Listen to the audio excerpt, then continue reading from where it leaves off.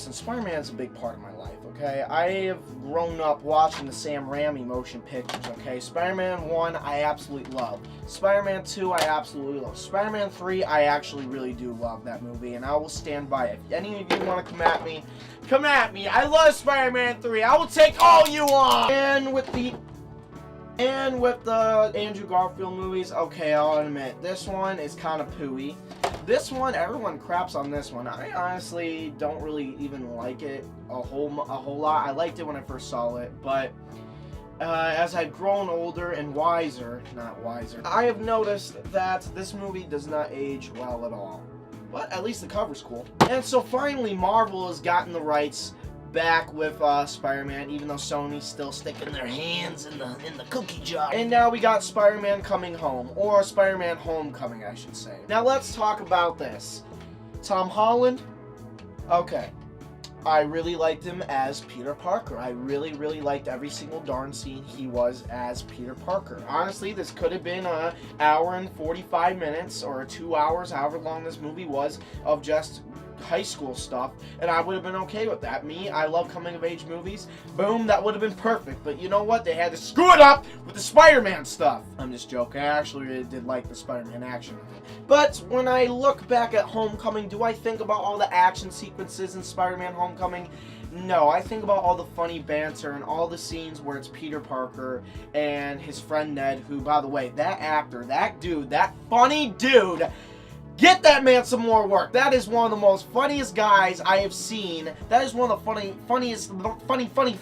is one of the most funniest acting debuts I have ever seen. And that dude really gave it his all. The guy who plays Ned, I love you.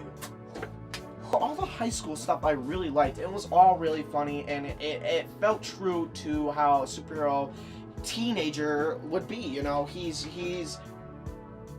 living in America right now. He's a teenager in high school, and he's also a superhero movie, and he's also he's Spider-Man too. He's also Spider-Man, so like they definitely handle the aspect of him juggling too, the high school life and being Spider-Man really well. And this is written by, well, like 6 people. This is written by one of them is Sam Weir from Freaks and Geeks, who that man has written Horrible Bosses, I think Horrible Bosses 2, I'm not sure. And then he did that Vacation movie, which a lot of people hated. I actually thought it was kind of funny. So I already thought this was going to be kind of comedic, but it was very funny. I mean, this is probably the most vulgar SMCU movie I've ever seen. There's a lot of swearing in this. I think that's the best way to, you know, establish a reality check in place, is that Peter Parker goes to high school nowadays. Yeah, nowadays, I mean, every kid in high school swears. You know, every kid in high school is being vulgar a-holes. I really like those parts about it. My least favorite parts, honestly, were a lot of the action stuff. It's stuff we've seen before. We've seen all of this before, and it was nothing new. I was sitting there like, okay, this is an average Marvel action sequence, cool, okay? There's really no stakes. Spider-Man's obviously not gonna die. Tom Holland has a three-year contract with Marvel. I don't think he's dying. I mean, that's not really the point. Did I think, you know, Tobey Maguire was gonna die in the first Spider-Man? No, but he got his butt handed to him. I mean, there was some major blood being shed in the finale scene of Spider-Man. Do you remember the scene with Green Goblin and him fighting? They were literally throwing punches, and like blood was being thrown everywhere, and it was crazy, crazy violent for being a PG-13, one of the first superhero movies ever. And I'm not saying that Spider-Man Homecoming needs to be like that. I'm just saying, for that Spider-Man in this movie, I felt really concerned. I thought, honestly, he was in complete danger. Not once in Spider-Man Homecoming did I think, oh my god, Peter! I never once thought that, you know, anybody was in harm. I mean, I will say the most tense scene was the scene at, what is it called? The Washington Monument, okay? That honestly was one of the most intense scenes I've seen in a Marvel movie in a very long time, and it really was an awesomely shot, awesomely directed scene. I mean, I think they blocked that scene perfectly. You know, you have a cool set piece, which is the Washington Monument, and you put Spidey in there. And you're like, okay, what? what's he gonna do? Spin around the whole monument? No, they actually put him inside there, and there's some cool action set pieces in there where he has to save people from an elevator, and I thought that was really awesome. The villain this time is really awesome too. Michael Keaton as the villain this time was perfect. I loved every single thing about him. I loved his reasoning behind why he was doing this stuff. I completely believed it. I was completely behind him. I was like, yes, Keaton, do your work!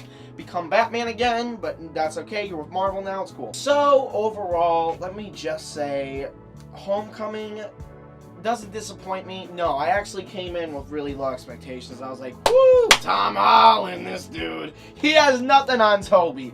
And guess what? I came out thinking the exact same thing. He has nothing on Tobey. Spider-Man 1 and 2, I don't mean to compare Homecoming with these two movies, but I mean, they're Spider-Man movies. What am I going to do? Not compare them? These two movies are some of the greatest superhero movies ever made. And they happen to be directed by the same person, starring the same people, and coming out literally 3 years apart. And this one is awesome. Spider-Man 2 is like the greatest superhero movie ever made, in my opinion. I think it's just a masterpiece. And so, I was not expecting Homecoming to be anywhere near these two. And it isn't, okay? It is absolutely nowhere near close. But Homecoming does a service to Spider-Man's character.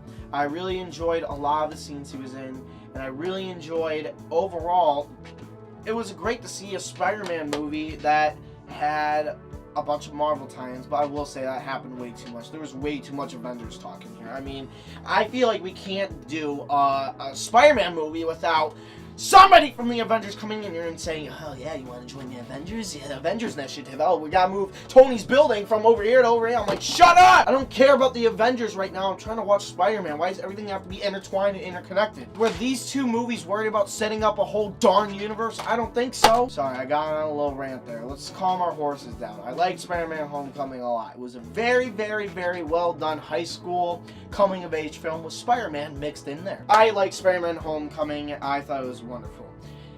Thank you guys very much for watching. Please tell me what you thought of it. I would love to hear what you think about Homecoming. Thank you to Ndonia Hills News for having me on your site. Thank you to Cinemark Macedonia for letting me work there. I love you guys all. And thank you, the viewers. Okay? Enjoy the rest of your evening.